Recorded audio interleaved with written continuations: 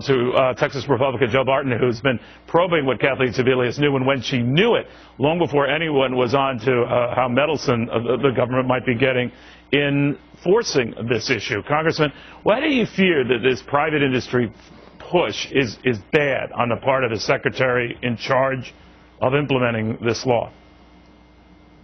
Well, you remember the George Orwell book, where Big Brother's always watching you.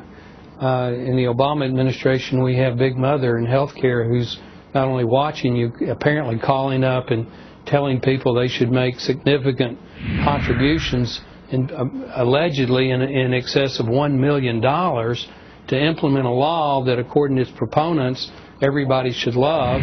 It's a law that mandates employers have to provide health care, mandates every individual has to have health care. Why in the world do we need to solicit funds to spend, they admit, tens of millions, and they requested officially over $1 billion to $2 billion. Well, they blame it on, as you know, sir, the administration's blaming you guys, Republicans, for blocking that funding, so they have to hit these companies up. And they argue, well, it's in this company's and these companies' own interest. If you argue it makes sense that H&R Block would pony up the dough because more people would need their services. And you can make a case for the Johnson Foundation that it, too, could benefit, as foundations can benefit, under the new health care law. So they're justifying this. You say that doesn't wash.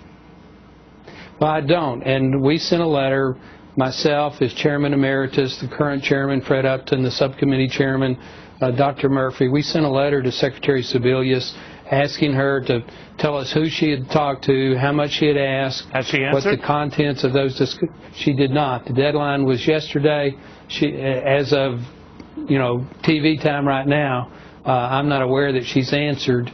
The people have a right to know. It is very, at a minimum, unseemly for the sitting Secretary of Health and Human Services to be dialing for dollars, so to speak, for an entity that's headed up by a former senior campaign aide to the Obama re-election campaign, a former senior official of the Democratic National Committee.